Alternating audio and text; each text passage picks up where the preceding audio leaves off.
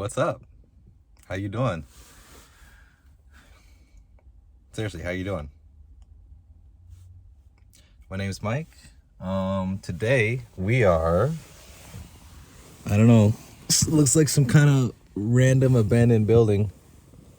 But this is where we are today. Bonus points to anyone who actually recognizes said random abandoned building. Today I wanted to talk about teachers. More specifically, I want to talk about who are your teachers? And whose opinions are you listening to? Whose opinions do you value? And who are the people that you're learning from? I think this is important because when I was younger, and boy, when I was younger, I had all kinds of teachers. I remember I told you a story about how two of my teachers refused to teach me. I had multiple teachers who would kick me out of class on like a daily, weekly basis. I had teachers who, when I met them for the first time, they already had expectations in their head about who I was and what it was going to be like to teach me. My whole family, we all went to the same school. So me being the youngest, I would step into a classroom with the teacher for the first time and they would look at me and say, "Oh, I got another Mahang." Not the best way to introduce yourself to a child just trying to get by, But I also had teachers that I really enjoyed and teachers who I believe changed my life. And teachers who to this day, when I'm in certain situations, I think about what would they say to me in this situation, and I act accordingly. So there's the literal teacher. But I also think it's important to think about, what are you learning from? Because that's a completely different question than who are your teachers, right? What are you learning from and what are you doing with those experiences? For me, I was a very adventurous child. And a lot of what I learned from just experimentation and through failure. I learned a lot through failure. But I also learned from watching my older siblings. I remember when I was younger, again, my older siblings, we all went to the same school, and sometimes they'd bring home their homework and do it at the table, and they'd be talking about they don't like this teacher because of this teaching style, or they don't like this class because of these assignments, or they don't like this homework because we're going over algebra and I don't like dealing with X and Y, so on and so forth. So guess what? When I got into algebra class, I knew that there were multiple teachers teaching the same class. I just didn't pick the teacher that my siblings picked. Things like that. So I learned a lot from my older siblings. Those were my teachers growing up. So the reason why I ask, who are your teachers, is because I think you'd be surprised about who you're learning things from and who your ideas are being formed from and what your ideas are being formed from. For instance, when I was younger, we're going back to this. When I was younger, I used to be given a lot of papers to write, a lot of written assignments. And one thing that you start to realize pretty quickly when you're digging through sources is that you'll pick up a little bit of information here and a little bit of information here. And eventually, when you go to write the paper from your sources, what you end up writing is basically just a combination of all your sources combined. I found it to be genuinely difficult unless I was doing like a direct quote or a direct paraphrase from a specific book or passage. A lot of the time, I found myself repeating words from sources that I read and sources that maybe I didn't even end up using in my final paper, at least not directly, but I would end up repeating the same words that I had seen in the books on my paper. And I had internalized what I had read, and it made me believe that these thoughts were my own.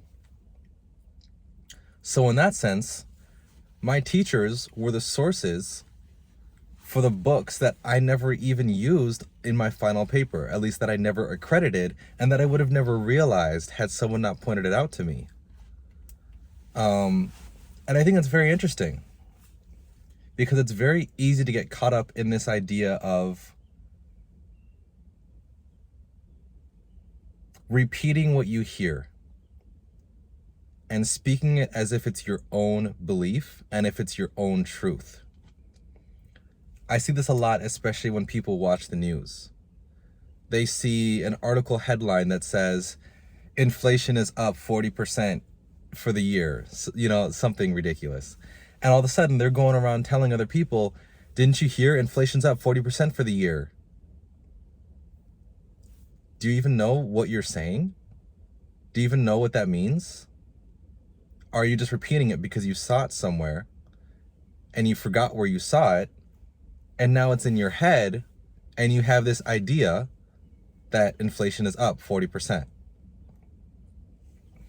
So I think it's something that we need to be very mindful of, and something that we need to make sure that we're conscious of, because it's very easy to slip into and it's very difficult to get out of.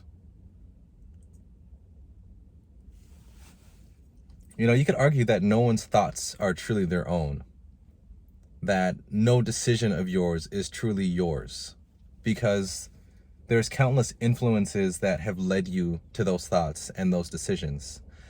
But as long as you're aware of the fact that a lot of what you're doing is influenced by others, you can act accordingly. And I think that's the point of this video.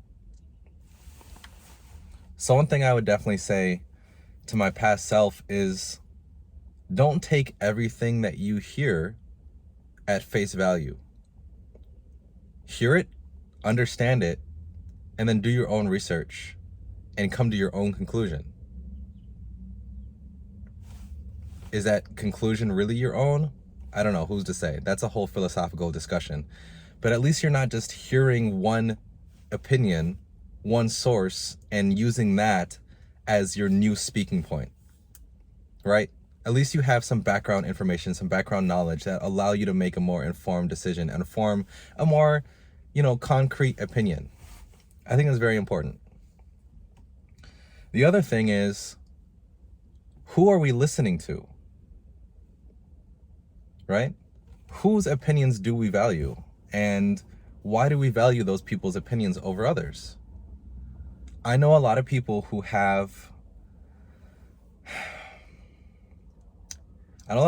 are in very unfortunate situations with parents, with siblings, with significant others.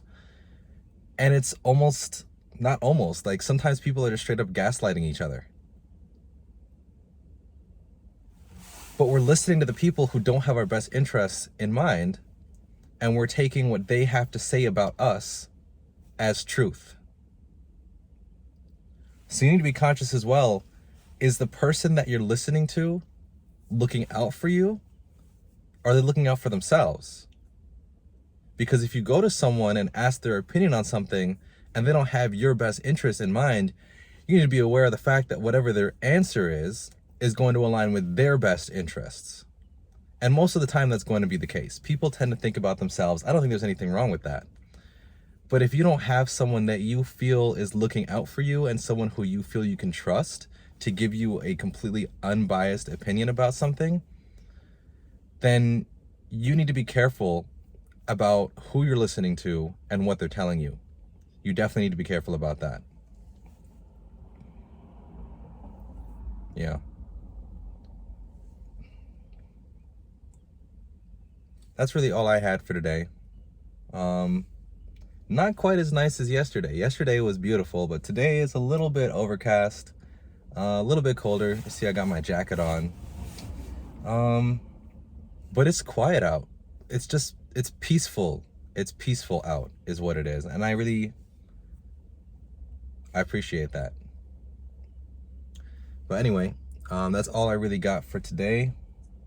I hope you're doing well. I really do. And until next time, thanks for everything.